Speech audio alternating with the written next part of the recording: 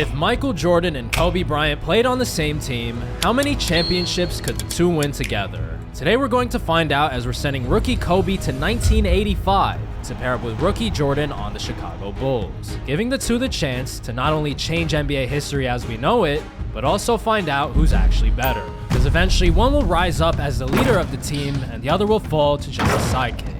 And in order to find out who is who, we'll be counting up both Kobe and MJ's MVP awards and their finals MVP awards in order to make that decision at the very end of their careers, which just so happens to be the 1998 season, meaning that the two have 14 years to rack up as many awards as possible.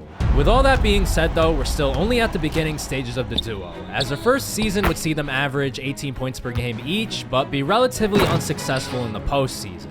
And as far as year 2 goes, it would see them both improve on their scoring numbers around 22 to 23 per game, but once again flop in the playoffs. But it's those two unsuccessful seasons that set us up nicely for their third, as they would finally make some noise with the two barely separated in the scoring race, around 24 per game each. Realistically, in order to win the MVP, they'll have to get to around 30, but they've made great progress, especially Kobe, who compared to Jordan seems more willing to shoot the three, which makes perfect sense considering he's being dropped from the modern game into the 80s. But most importantly, the two's progress could be best summed up by their appearance in the postseason as a second seed, with the man standing in their way being Larry Bird of the Boston Celtics, the first of many legends that they'll have to take down in their quest for basketball greatness. This one's obviously the matchup we should be looking out for, which would definitely live up to the hype, as both Jordan and Kobe would put up more than a solid fight against the battle-tested Celtics, as the series would quickly hit a stalemate with a 2-2 tie, which is a more than solid start considering the last few seasons were mostly uneventful. And if somehow the Bulls can come out on top here, it'll officially stamp them as one of the top young teams in the league.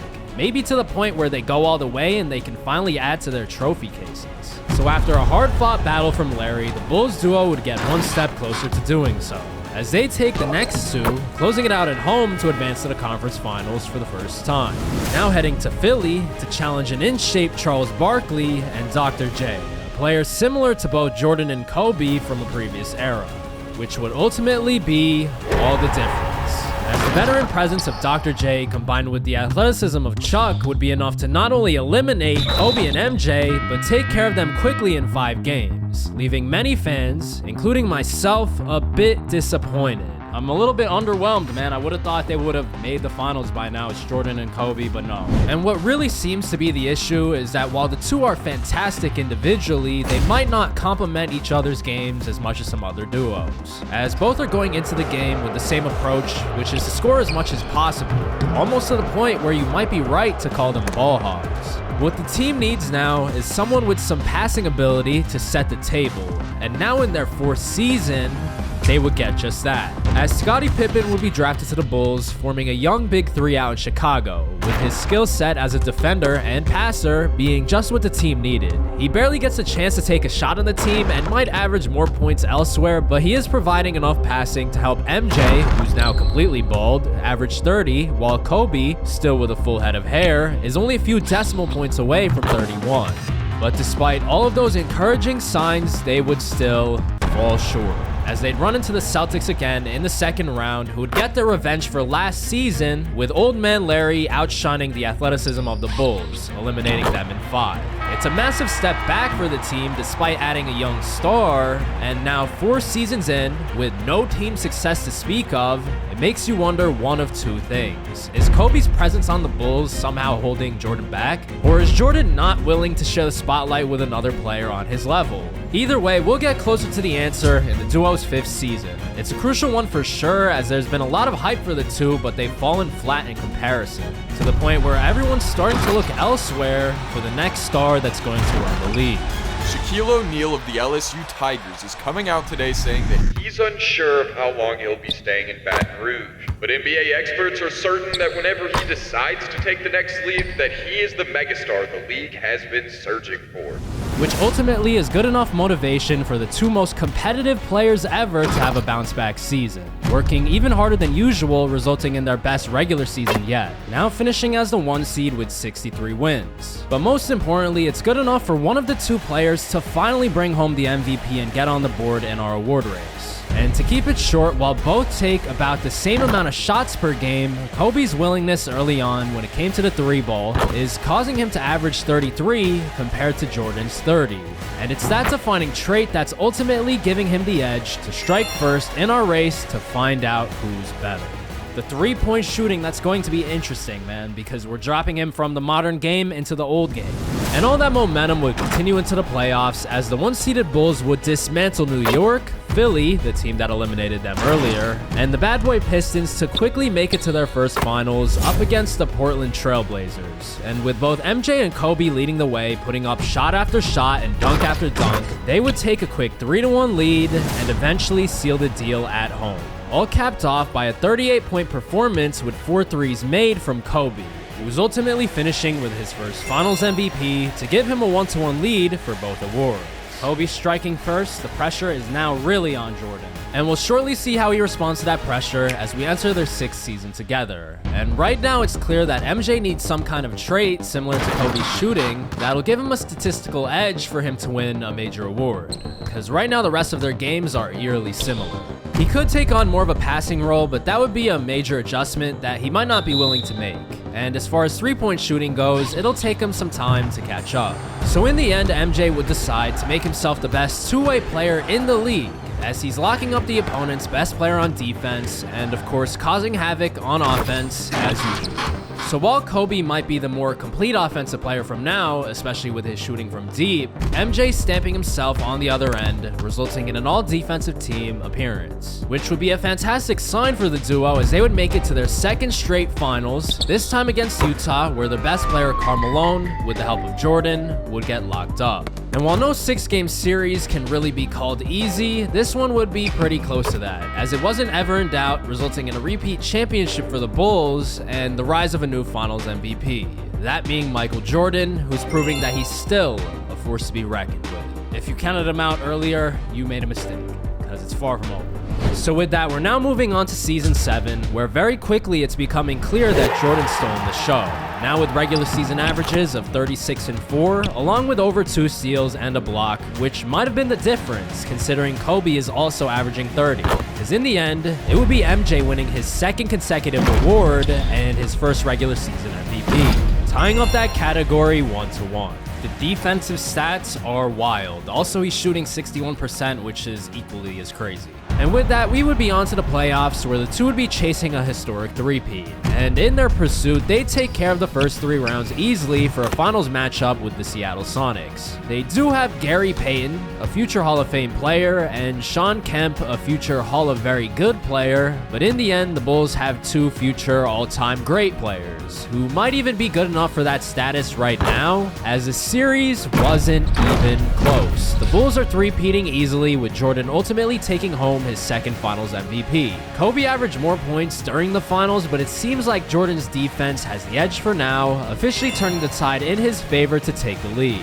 Somehow, Jordan almost averaged 3 blocks per game as a 6'6" shooting guard, but he's winning another Finals MVP. But whatever you do, don't count Kobe out just yet, as down the line he'll have a major opportunity to make a comeback that could seriously change the tide of this competition.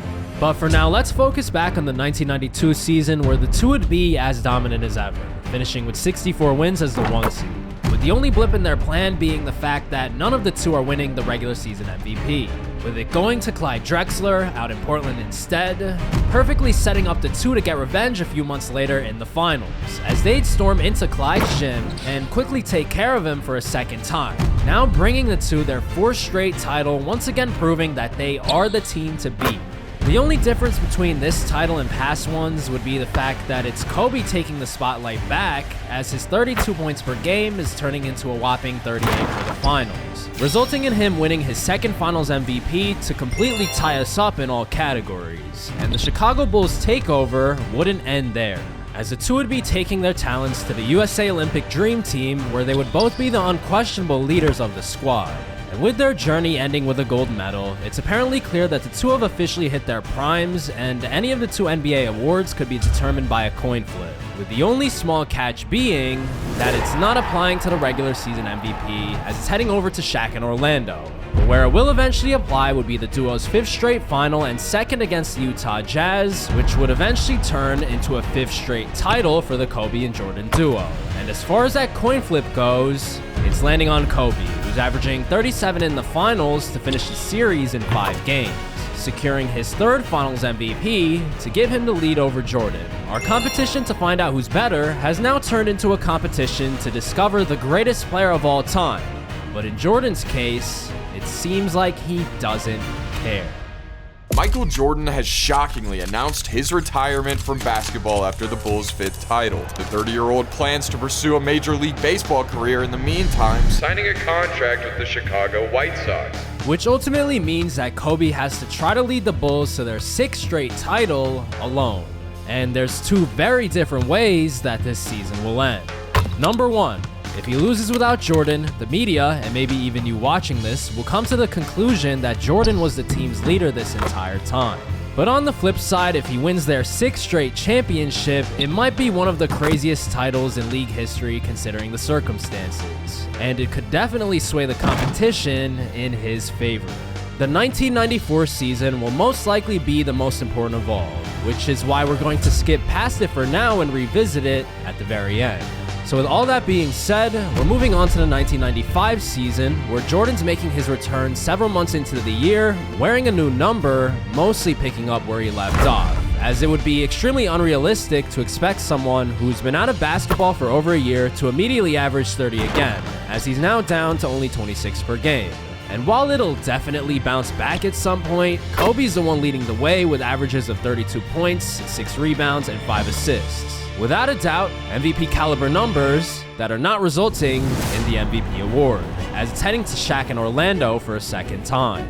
Definitely an unexpected turn of events, and it's only getting crazier a few months later, as both MJ and Kobe would find themselves in Orlando during the playoffs. And with the two only standing at 6'6", playing the guard positions, there's nothing they can really do other than watch the 7'1" Shaq dunk over and over on their teammates. And while both Kobe and Jordan have a combined 5 titles to this point, none of that matters now. Shaq's leading Orlando to a 3-2 lead, pushing both MJ and Kobe to the brink of elimination. They're in trouble.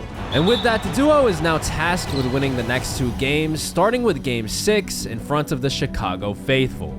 Aside from their first few seasons, the two haven't faced much adversity as teammates and have lived up to even the highest of expectations. But with Shaq on the other end, that might all change, as he would continue to dominate, proving that his MVPs were no fluke, eventually leading the Magic to a 2-point lead with less than 2 minutes remaining. To keep it short, if Jordan and Kobe don't heat up here, this one's over, and they're shockingly going to get sent home. Orlando's up 3-2 in the series. If they win, they send Jordan and Kobe home. Kobe with the pull-up at the elbow, it's good. And now we have a tie game.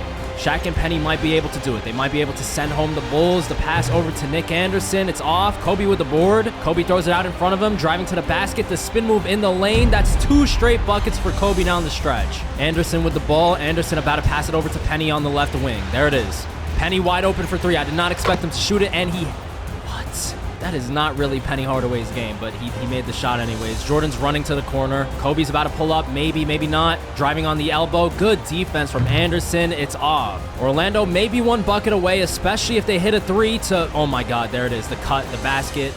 I forgot Horace Grant. Jeez, man. Wow. Absolutely terrible time to forget how to speak. Jordan once again standing in the corner. It seems like Kobe's taking this one over. Kobe driving, the step back, mid-range, that's his shot, it's good. Can the Bulls get a stop, though? It's been back and forth. Shaq hasn't touched the ball down the stretch. It's been all Penny. Anderson with the ball. Anderson, who's Kobe's man, is wide open. Shaq almost grabs the board. B.J. Armstrong with the most important rebound of his life. Now he has the ball. Both Jordan and Kobe are in the corners. They're both coming off a screen. Jordan finally takes a shot. And he misses. Oh my God. And they wound up fouling. They sent Horace Grant to the line. First free throw. He might miss one. He makes the first. Even if he makes it, they can still hit a 3, but still... Okay, he made both. And with that last free throw, the Bulls are now down 3 with only 13 seconds remaining. And now we're about to answer maybe the most important question of all. The game on the line, who's taking the final shot? Here we go, 14 seconds left, Chicago down 3, they have to get a 3, maybe, or a quick 2. Preferably a 3, I feel like they're probably going to shoot a 3. Who's taking the final shot? They give it to Kobe, everyone clears out. Oh my god, that's the worst shot I've ever seen. What was that? They fouled Shaq, bro, they fouled Shaq. What is happening right now? There's no way Shaq hits these free throws. Dude, they might still be alive. Shaq shooting with normal form. What is that animation? That's not his, what? It's okay. If he makes both free throws, you have some explaining to do. Shaq makes both free throws. Oh my god. And in the end, they're falling short. Kobe showed flashes of dominance down the stretch, but missed the last shot, while Jordan did absolutely nothing. It's unclear as to who the blame should fall on, but with Shaq eventually moving on to and winning the finals, the NBA world is now crowning him as the league's top player. The only way the two can bounce back from this is if they wind up responding in the 1996, 97, and 98 seasons, which are the final 3 the two will play together.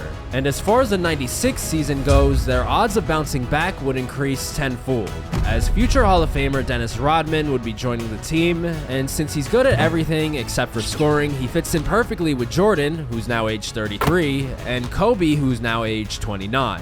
But as far as their competition goes, it would be Jordan's old man game shining through, as he's now wearing the correct number and maybe his most iconic shoes, leading up to his most iconic season to date, as he's averaging career highs in both points and rebounds with 34 and 8 to help lead the Bulls to a record 78 wins. And with a resume like that, it's only right that he's winning MVP number 2. Jordan definitely just had the best season between either him or Kobe so far.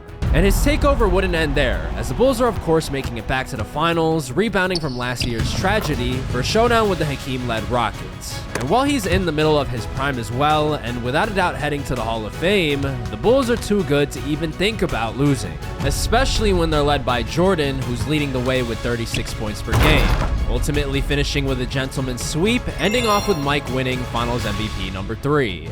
But standing behind celebrating would be someone just as dominant, as now entering the 1997 season, we would see the tide turn yet again. As while Jordan's well known for his work ethic, Kobe's might be even better, resulting in him taking over the team again, leading the team in scoring while helping them to 74 wins, ending with, you guessed it, another MVP. We only have this season and next season. And that's it. And to nobody's surprise, the Bulls are back in the finals for a third matchup with the Seattle Sonics, who at this point aren't scaring anyone. Both Kobe and MJ now have a second win, all because of their heartbreaking loss to Orlando a couple years ago. And with the Bulls winning another title, the coin flip is landing in Kobe's favor again, now giving him the lead on Finals MVPs with only one more season to go. The two have won a combined 7 championships in only 13 years together, and now in their final season with all the momentum in the world, they can secure number 8. We're extremely close to finding out who's the GOAT, and it's all starting off with Jordan averaging 31, 8, and 6, while Kobe would be very close behind at 31, 7, and 5. Yet again, the two have put up MVP caliber stats, and the Bulls are winning 70 plus games. Just an unprecedented amount of success, but only one can walk away with the MVP. That being Jordan, who's winning his third, now giving him the lead in that respective category. Alright, we still have the playoffs to look forward to, but right now Jordan's winning his last MVP in his last season.